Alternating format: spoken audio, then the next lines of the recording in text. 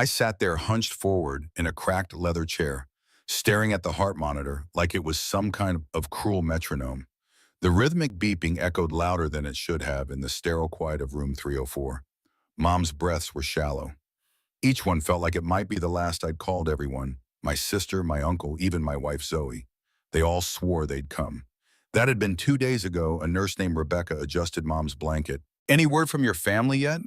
She asked, her voice low, as if raising it might steal away what little time we had left. I could only shake my head. "They said they would, but you know how that goes." She gave me a sympathetic glance before stepping out and leaving me alone with the woman who raised me after Dad died 25 years ago. The woman who once held our family together like glue. And now, here I was, the only one left, holding on. My phone buzzed on my lap. For a fleeting second, hope surged. It was Zoe.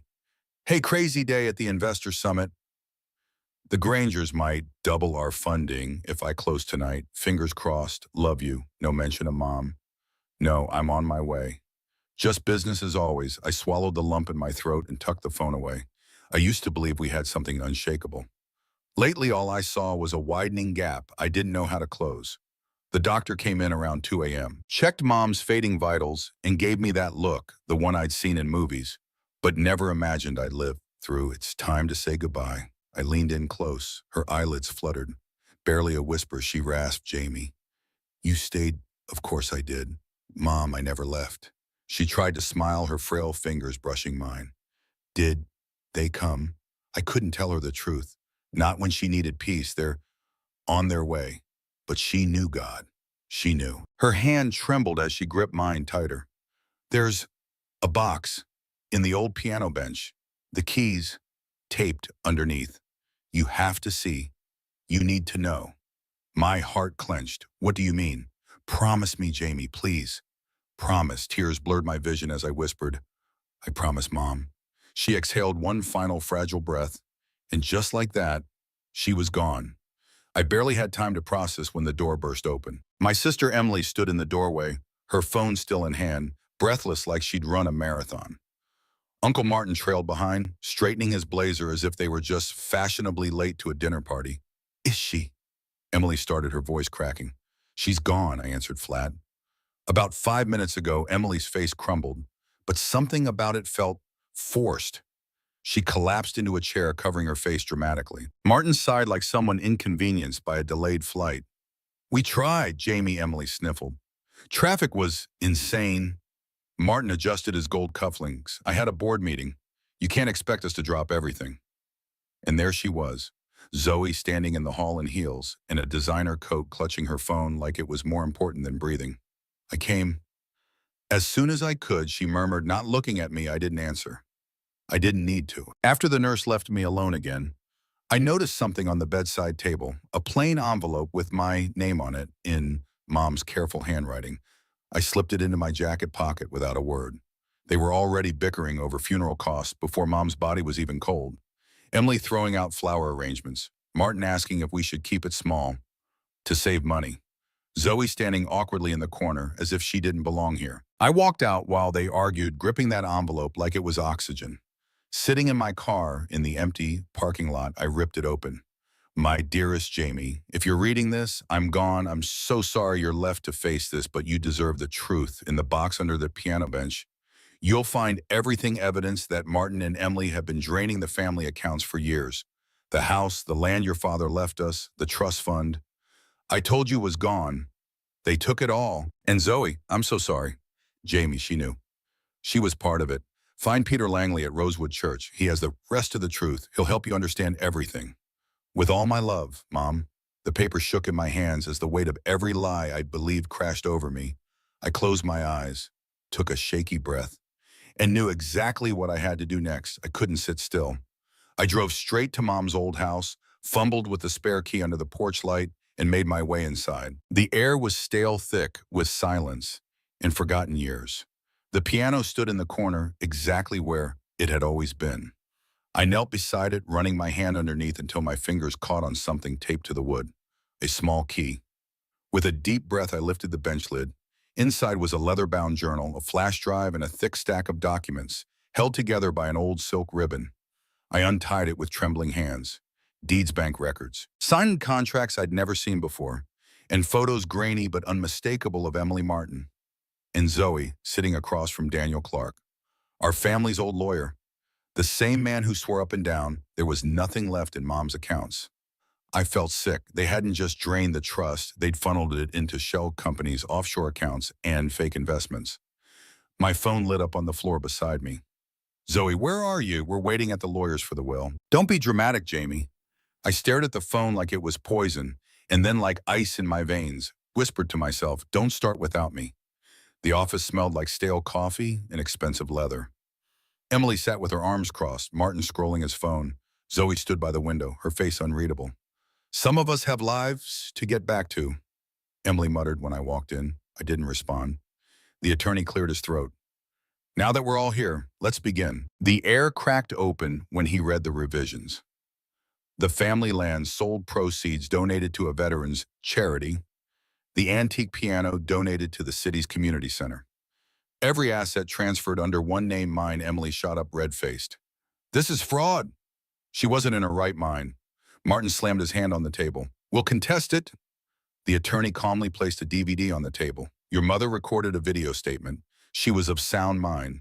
This is her final wish. Zoe didn't say a word. She just watched me, and for the first time I let the silence sit between us, like a wall. I didn't go home right away. I drove around the city for hours trying to calm the storm that was ripping through my chest. By the time I finally walked through the front door, Zoe was there waiting. She stood up the second she saw me like nothing had happened. There you are, she exhaled dramatically, stepping toward me. God, Jamie, this whole thing's been a nightmare. Can we just talk? I didn't move. Instead, I walked past her, grabbed a glass, and poured myself a drink. Hands were shaking so bad I nearly dropped it. When I turned around, I saw the cracks in her mask for the first time, the flicker of fear in her eyes. How long, Zoe? My voice came out quieter than I expected, flat. Empty. She stiffened. What? What are you talking about? I took a step closer, clutching the glass like a lifeline. Don't play dumb. You've been working with Martin and Emily for years. Stealing from me, from my mother, she flinched, clutching her necklace like it might shield her from the truth. That's insane. I leaned in, lowering my voice to a whisper. I have it all. Every transfer, every signature, every lie. For a heartbeat, she didn't move. Then slowly her face hardened. You never understood, did you? She hissed. Your family treated me like I didn't belong from the start. I did what I had to do. What you had to do, I snapped. You married me, built a life with me, and you ripped it apart for money. Her lips curled into something cold and bitter.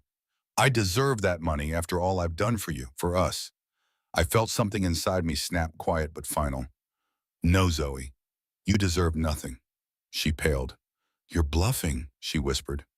I stepped closer, leaning in until I could see the panic flickering in her eyes. Try me. That night, I heard her on the phone in the guest room. Her voice hushed but frantic. I didn't stop her. I didn't have to. By sunrise, she was gone. Her closet empty.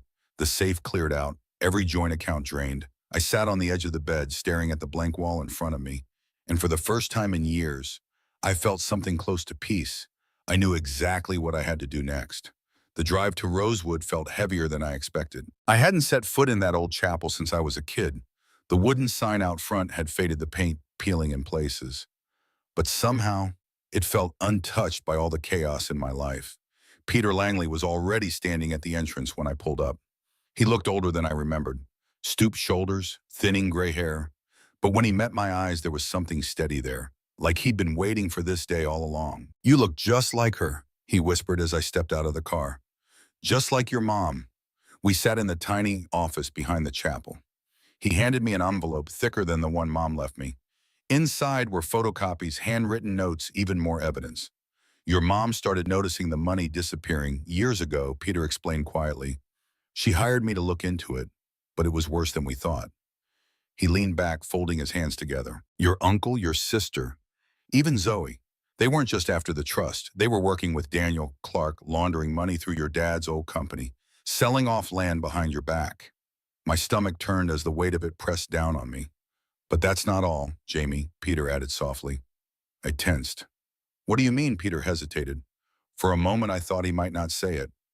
Emily, she's not your sister by blood.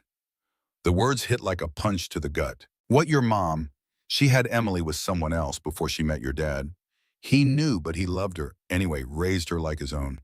Never told either of you the truth. I sank back in my chair, trying to process it all. She found out a few years ago. That's when things started to unravel. The resentment, the lies. It all started there. Peter slid a final folder across the desk, and inside, more proof, forged contracts, bank transfers, signatures. I recognized Zoe's. It had all been real. All of it. I sat there staring at the stack of papers Peter had given me when my phone buzzed again. Unknown number one message. Back off, you've already lost. Accept it. I swallowed hard, but something had changed in me. I wasn't that scared. Naive version of myself anymore. I wasn't backing off. Not now. The next morning, I took everything, every document, every photo, every damning piece of proof, and drove straight to the authorities. To my surprise, they already knew the name Daniel Clark. Apparently, they'd been building a case against him for years. Your evidence fills in the gaps we couldn't reach. Detective Morgan told me, leaning back in her chair, you just handed us the missing link. It felt surreal. For the first time, I wasn't just reacting. I was fighting back, and I wasn't alone. It didn't take long after that. Martin was arrested trying to board a flight to the Cayman Islands. Emily was found burning documents in a storage unit across town. Zoe. She disappeared without a trace, but her accounts were already frozen. She had nowhere left to run. The media got wind of the arrests. The Monroe name was splashed across headlines, but not the way I imagined growing up. And yet, as I stood alone outside the courthouse watching them haul Martin and Emily away, I didn't feel victory. I felt empty, like everything I'd ever known had crumbled into dust. But I wasn't finished yet. I had one more promise to keep. It took months, endless paperwork, sleepless nights, court dates that felt like they'd never end, and then they found her Zoe. She'd been hiding in a private villa in Costa Rica under a fake name. But it was over. I didn't go to the airport to see her arrive in cuffs. I didn't need to. I stood outside the courthouse, instead watching from a distance as they led her inside. She didn't look back, not even once. Emily and Martin eventually took plea deals, less prison time, in exchange for full cooperation. Zoe tried to fight the charges, but there was no way out. The evidence was airtight, the betrayal undeniable. I sold the empty house Zoe and I once shared. I rebuilt Monroe & Sons from the ground up. No lies, no hidden partners, no vultures circling overhead. I moved back into Mom's house, somehow. It still felt like the only place that ever truly belonged to me. Peter visited often after that. One evening he brought someone with him, a young woman with dark hair and cautious eyes. This is Eva, he introduced. Your mother. She helped her once years ago, gave her a fresh start when no one else would. Eva smiled softly, her hands nervously twisting in front of her. She used to talk about you, Eva whispered. Said you had your mother's heart, and somehow in that moment, I believed her. Time passed. Slowly the house filled with new people, new conversations, new memories. Eva started working with me at the shop. Peter showed up for Sunday dinners. Even Detective Morgan Anna, as she asked me to call, her became a regular part of my life. Somewhere between late-night case reviews and quiet talks on the porch, we found something neither of us expected. Trust. Not rushed, not forced.